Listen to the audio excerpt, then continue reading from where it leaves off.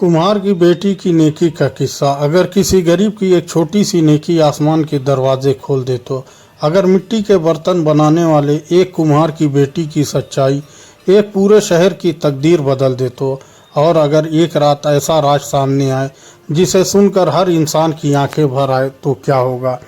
आज की यह दास्तान सिर्फ एक कहानी नहीं, यह सब्र, भरोसे, नेकी और अल्लाह की रहमत का ऐसा सफ़र है जो दिल की गहराइयों तक उतर जाएगा। इसलिए इस दास्तान को आखिर तक ज़रूर सुनिएगा, क्योंकि आखिर में जो हुआ उसकी किसी ने कल्पना भी नहीं की थी। बहुत पुराने ज़माने की बात है। एक छोटे से गांव के किनारे मिट्टी का एक टूटा फूटा घर था। उस घर में रहते थे एक बूढ़े कुमार और उनकी इकलौती बेटी आमीना। उनकी दुनिया बहुत छोटी थी, ना कोई दौलत, ना कोई ज़मीन, ना कोई रिश्तेदार जो सहारा बन सके। बस मिट्टी, चाक, कुछ अधपके बर्तन और अल्लाह पर अटूट भरोसा। हर सुबह फजर से पहले अमीना उठ जाती, वज़ू करती, नमाज अदा करती और फिर दोनों हाथ उठाकर बहुत देर तक दुआ मांगती। ऐ मेरे रब, हमें कम दे लेकिन हलाल दे, हमें मुश्किल दे लेकिन अपना साथ कभी मत छीनना। दुआ के बाद वह अपने बूढ़े अब्बा के पास जाती, धीरे से मुस्कुरा कर कहती, अब्बा आज भी अल्लाह हमारे साथ है। बूढ़ा कुम्हार उसकी तरफ देखता और मुस्कुरा तो देता, लेकिन उसके दिल में एक दर्द हमेशा जिंदा रहता। वह सोचता, मैं कब तक जिंदा रहूँगा, मेरे बाद मेरी बेटी का क्या होगा। मगर यह सवाल उसने कभी जुबान पर नहीं लाया। गांव वाले अक्सर उनका मजाक उड़ाते। कोई कहता इतनी इबादत से पेट नहीं भरता, कोई कहता नेकी से कभी अमीरी नहीं आती, कोई हंस कर कह देता गरीब लोग बस सब्र की बातें करते हैं। अमीना सब सुन लेती, लेकिन जवाब में सिर्फ इतना कहती, अल्लाह सब देख रहा है, और फिर अपने काम में लग जाती। दिन भर वह मिट्टी गूंदती, अब्बा चाक घुमाते और धीरे धीरे बर्तन बनते। शाम को दोनों उन्हें बाजार ले जाते, लेकिन कई बार पूरा दिन बीत जाता, एक भी बर्तन नहीं बिकता। घर लौटते समय उनके पास सिर्फ थकान होती और उम्मीद। एक दिन ऐसा भी आया जब घर में खाने के लिए सिर्फ 2 सूखी रोटियां बची थी। अमीना ने रोटियां अब्बा के सामने रख दी। बूढ़े ने कहा, बेटी तू भी बैठ। अमीना मुस्कुराई, मैंने खा लिया। लेकिन उसने झूठ कहा था, उसने पूरा दिन कुछ नहीं खाया था। वह चाहती थी उसके अब्बा भूखे ना सोए। रात को जब बूढ़ा सो गया, अमीना चुपचाप आंगन में बैठ गई। आसमान की तरफ देखा, उसकी आंखों से आंसू बहने लगे, लेकिन उसकी ज़बान पर शिकायत का एक भी लफ्ज़ नहीं था। वह कह रही थी, ऐ अल्लाह, अगर यह इम्तिहान है तो मुझे भी सब्र दे दे। उसी रात तेज़ बारिश शुरू हुई। छोटा सा मिट्टी का घर टपकने लगा, अंदर रखे आधे बर्तन टूट गए। सुबह जब दोनों ने देखा तो महीनों की मेहनत मिट्टी में मिल चुकी थी। बूढ़े कुमार के हाथ कांपने लगे, वह वहीं बैठ गया। उसकी आंखों से आंसू बह निकले, वह पहली बार टूट गया था। उसने कहा, बेटी अब हम क्या करेंगे। अमीना ने उसका हाथ थाम लिया, अब्बा जिसने कल दिया था वही आज भी देगा। उस दिन दोनों ने फिर मिट्टी इकट्ठा की, फिर से काम शुरू किया। गांव वाले हंसते रहे, लेकिन अमीना की उम्मीद कम नहीं हुई। कुछ दिन बाद गांव में भयंकर सूखा पड़ गया। कुएं सूखने लगे, खेत बर्बाद होने लगे, लोगों के चेहरों से मुस्कान गायब हो गई। हर तरफ परेशानी थी। ऐसे ही एक दिन एक बूढ़ी औरत उनके दरवाजे पर आई। उसके कपड़े फटे हुए थे, आंखों में भूख साफ दिखाई दे रही थी। उसने कांपती आवाज़ में कहा, बेटी 3 दिन से कुछ नहीं खाया, घर में सिर्फ थोड़ा सा आटा बचा था, अगर वह भी दे दिया जाता तो अमीना और उसके अब्बा भूखे रह जाते। बूढ़े कुमार ने चुपचाप बेटी की तरफ देखा। उसकी आंखों में मजबूरी थी, लेकिन अमीना ने बिना एक पल सोचे सारा आटा उस बूढ़ी औरत की झोली में रख दिया। बूढ़ी औरत हैरान रह गई। उसने पूछा, बेटी तुम लोग क्या खाओगे। अमीना मुस्कुराई, जिसने आपको यहाँ भेजा है वही हमारा भी मालिक है। बूढ़ी औरत रो पड़ी। उसने दोनों हाथ उठाए और ऐसी दुआ दी जिसे सुनकर हवा भी जैसे ठहर गई। आय अल्लाह, इस बच्ची की नेकी कभी ज़ाया मत करना। उस रात घर में खाने को कुछ नहीं था। बूढ़ा कुम्हार बिना खाए सो गया। अमीना भी भूखी थी, लेकिन उसने फिर भी तहज्जुद में खड़े होकर लंबी दुआ की। रात बहुत गहरी हो चुकी थी। चारों तरफ सन्नाटा था। आवाज़ दरवाजे पर धीमी सी दस्तक हुई। इतनी रात को इतना सुनसान गांव में कौन हो सकता है? अमीना ने धीरे से दरवाजे की तरफ कदम बढ़ाए। उसका दिल जोर जोर से धड़क रहा था। जैसे ही उसने दरवाज़ा खोला, उसकी आंखें हैरत से फैल गई। दरवाजे के बाहर एक अजनबी खड़ा था। उसके हाथ में कपड़े में लिपटी हुई एक भारी सी गठरी थी। उसने बिना अपना नाम बताए वह गठरी अमीना के हाथों में रखी और सिर्फ एक जुमला कहा, यह उस नेकी का जवाब है जिसे ज़मीन वालों ने नहीं देखा, लेकिन आसमान वाले देख रहे थे। इतना कहकर वह अंधेरे में गायब हो गया। अमीना कुछ पल तक वहीं खड़ी रही। उसके हाथ कांप रहे थे। उसने धीरे धीरे उस गठरी को खोला और जैसे ही कपड़ा हटाया, उसके चेहरे का रंग बदल गया। उसकी सांसें रुक सी गई, क्योंकि उस गठरी के अंदर जो चीज़ थी उसे देखकर उसकी ज़िंदगी हमेशा के लिए बदलने वाली थी। रात का सन्नाटा अभी भी वैसा ही था।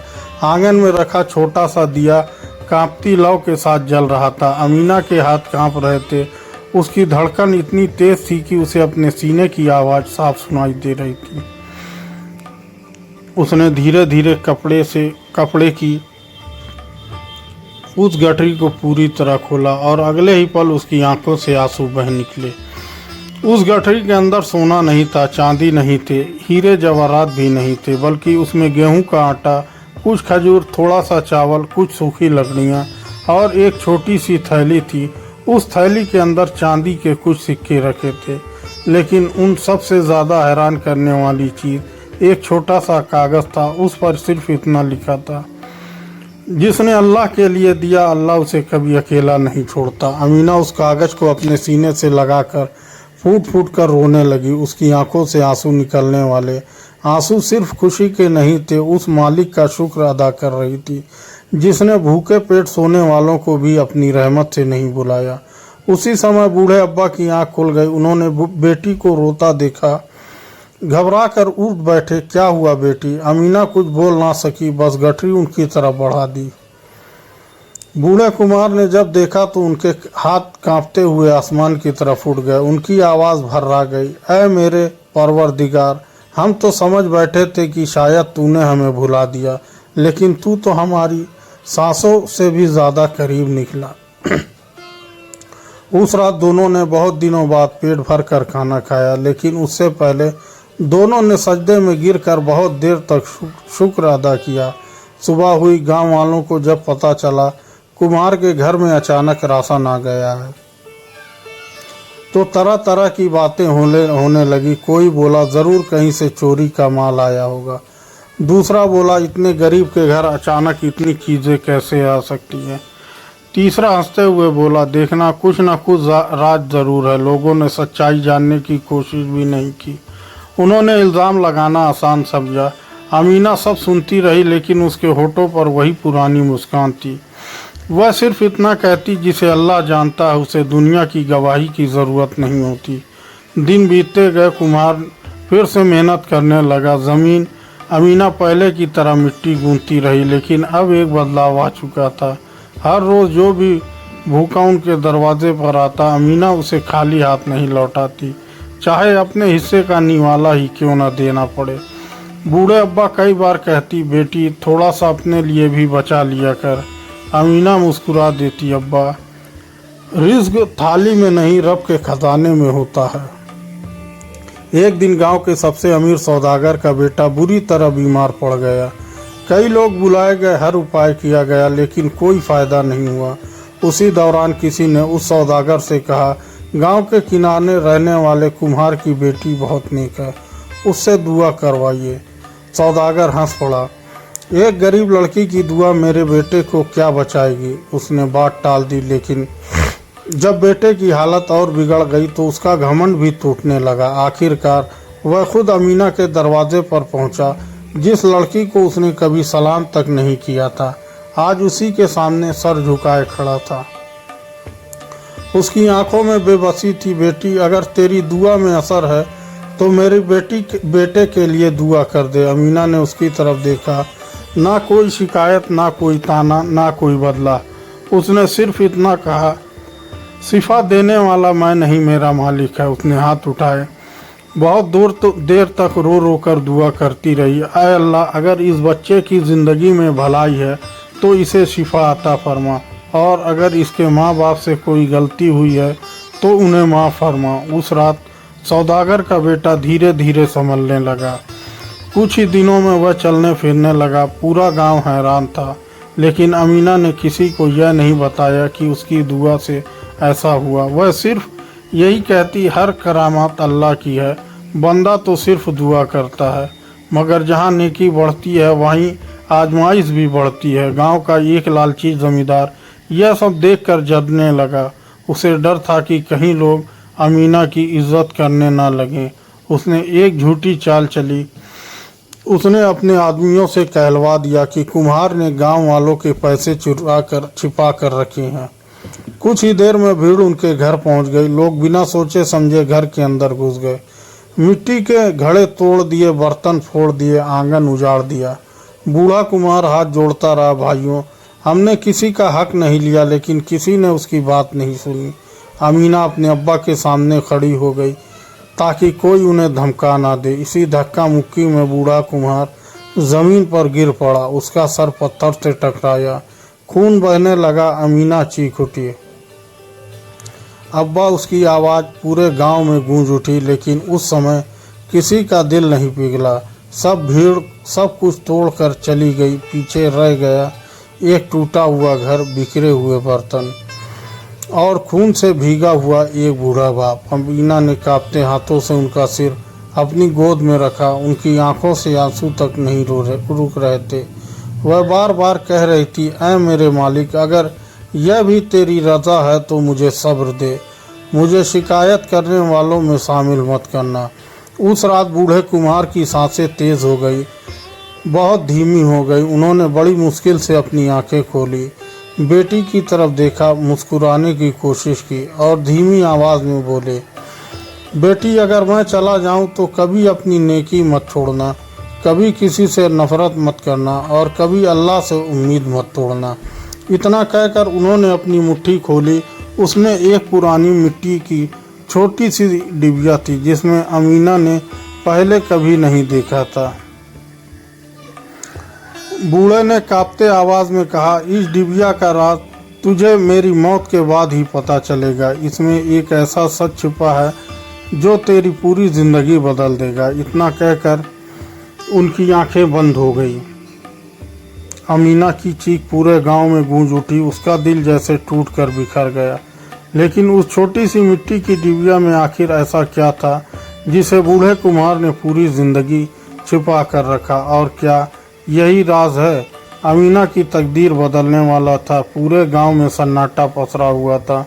जिस बूढ़े कुम्हार ने कभी किसी का दिल नहीं दुखाया, आज वही मिट्टी की चादर उड़ चुका था। अमीना अपने अब्बा की कब्र के पास बैठी थी। उसकी आंखों में आंसू सूख चुके थे। कभी कभी दर्द इतना गहरा होता है कि आंसू भी साथ छोड़ देते हैं। हवा धीरे धीरे चल रही थी, पेड़ों की शाखें झुक रही थी। ऐसा लगता था जैसे पूरी फिजा भी उस नेक इंसान की जुदाई पर मातम मना रही हो। अमीना ने दोनों हाथ उठाए, उसकी आवाज़ कांप रही थी। ऐ मेरे परवरदिगार, आज मेरे सर से मेरा सबसे बड़ा सहारा उठ गया। अब मेरा कोई नहीं है सिवाय तेरे। अगर तू मेरा साथ छोड़ दे तो मैं कहाँ जाऊँगी? इतना कहकर वह सजदे में गिर गई।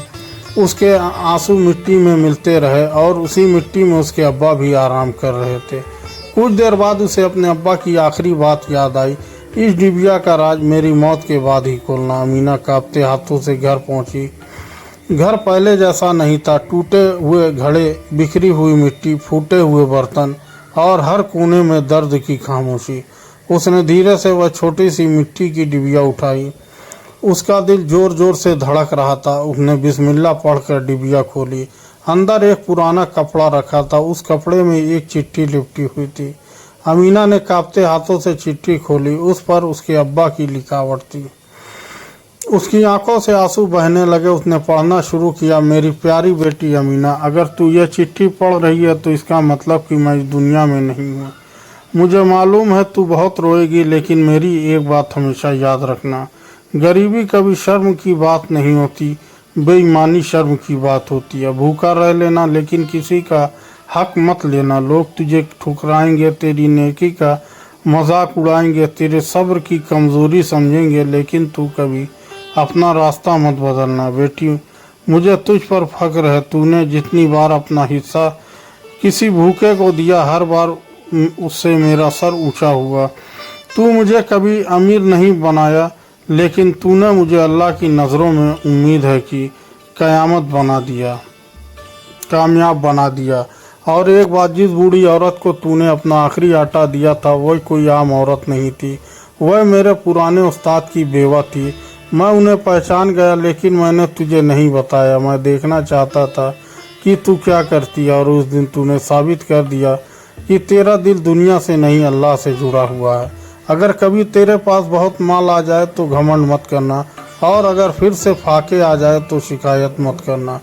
याद रखना, अल्लाह अपने नेक बंदों को देर से देता है लेकिन बेहतरीन देता है। तेरे अब्बा। चिट्ठी खत्म होते ही अमीना जार जार रोने लगी। उसने मिट्टी को अपने सीने से लगा लिया। उसे ऐसा लगा जैसे उसके अब्बा भी उसी के पास बैठे हों। लेकिन कहानी अभी ख़त्म नहीं हुई थी। उसी शाम गांव में एक काफिला आया। उस काफिले के साथ एक बुजुर्ग आलिम भी थे। उन्होंने गांव वालों को इकट्ठा किया, फिर पूछा, क्या कोई यहाँ ऐसा इंसान रहता है जो अपना पेट काट कर भी दूसरों को खिलाता हो? सब लोग एक दूसरे का चेहरा देखने लगे। कुछ देर बाद एक बूढ़ी औरत आगे आई, वही जिसे अमीना ने अपना आखिरी आटा दिया था। उसकी आंखों में आंसू थे। उसने पूरी घटना को सबको बता दी। फिर उसने कहा, जिस लड़की पर तुम लोगों ने इल्ज़ाम लगाए वह इस गांव की सबसे नेक बेटी है। उसने मुझे अपना आखिरी निवाला दिया था, जबकि उसके अपने घर में भी कुछ नहीं था। पूरा गांव खामोश हो गया। जिन लोगों ने घर तोड़ा था उनकी नज़रें झुक गई। जिस जमींदार ने झूठ फैलाया था उसके चेहरे का रंग उड़ गया। बुजुर्ग आलिम ने गुस्से में कहा, जिस समाज में नेक लोगों को रुलाया जाता है वहाँ बरकत नहीं टिकती। उनकी यह बात हर दिल में उतर गई। अगले दिन पूरा गांव अमीना के घर पहुंचा। कोई मिट्टी लेकर आया, कोई लकड़ी, कोई अनाज, कोई कपड़े, और वहीं लोग जिन्होंने कभी उसके बर्तन तोड़े थे आज उन्हीं हाथों से नया घर बना रहे थे। जमींदार भी रोता हुआ आया। वह अमीना के सामने घुटनों पर बैठ गया। उसकी आवाज़ कांप रही थी, मुझे माफ़ कर दो, मैंने जलन में आकर बहुत बड़ा गुनाह किया। अमीना कुछ पल उसे देखती रही, फिर उसकी आंखों से बह निकले। उसने कहा, अगर मेरा मालिक अपने बंदों को माफ़ कर सकता है तो मैं क्यों नहीं। यह सुनते ही जमींदार फूट फूट कर रो पड़ा। उसने वही सबके सामने अपने गुनाहों की तौबा की। उसने गरीबों का हक लौटाना शुरू कर दिया, यतीमों की मदद करने लगा, मुसाफिरों के लिए पानी का इंतज़ाम कराया और अपने धन का बड़ा हिस्सा ज़रूरतमंदों में बांट दिया। कुछ महीनों बाद वही गांव जो कभी सूखे से परेशान था बरकत से भर गया। खेत लहराने लगे, कुओं में पानी लौट आया, लोगों के चेहरे पर मुस्कान लौट आई। गांव वाले अक्सर कहा करते थे, बरकत बारिश से नहीं आई, एक नेक लड़की की दुआओं से आई थी। लेकिन जब भी कोई अमीना की तारीफ करता वह मुस्कुरा कर सिर्फ इतना कहती, नेकी मेरी नहीं मेरे रब की तौफीक है। अगर वह चाहता तो मैं भी दूसरों जैसी होती। सालों बाद जब अमीना बूढ़ी हो गई तो गांव के बच्चे उसके पास बैठकर उससे पूछा करते, अम्मा आपको कभी सबसे ज़्यादा डर किस बात का लगा? वह मुस्कुरा कर जवाब देती, मुझे भूख से कभी डर नहीं लगा, मुझे इस बात से डर लगता था कि कहीं मेरा दिल कठोर ना हो जाए, क्योंकि खाली पेट इंसान जिंदा रह सकता है, लेकिन अगर दिल से रहम चला जाए तो इंसानियत मर जाती है। और फिर एक सुबह फजर की नमाज के बाद अमीना ने आखिरी बार आसमान की तरफ देखा। उसके होठ पर मुस्कान थी। उसने धीरे से कहा, ऐ मेरे परवरदिगार, जिस तरह तूने पूरी ज़िंदगी मेरा हाथ नहीं छोड़ा उसी तरह अब भी अपनी रहमत से मुझे महरूम मत करना। कुछ ही पल बाद उसकी रूह अपने मालिक की तरफ लौट गई। पूरा गांव रो रहा था। लोग कहते हैं थे आज एक गरीब कुम्हार की बेटी नहीं गई, आज नेकी की एक मिसाल हमसे जुदा हो गई। इस दास्तान की सबसे बड़ी सीख यह है कि नेकी कभी छोटी नहीं होते। भूखे को खिलाया गया एक निवाला रोते हुए दिल से निकली एक दुआ, किसी को माफ़ कर देना और हर हाल में अल्लाह पर भरोसा रखना, यही वे अमल है जो इंसान को दुनिया में भी इज्जत देते हैं और आखिरत में भी कामयाबी का जरिया बनते हैं। याद रखिए, मुश्किलें हमेशा नहीं रहती, लेकिन सब्र का सवाब हमेशा रहता है और अल्लाह अपने बच्चे सब्र करने वाले नेक बंदों को कभी अकेला नहीं छोड़ता।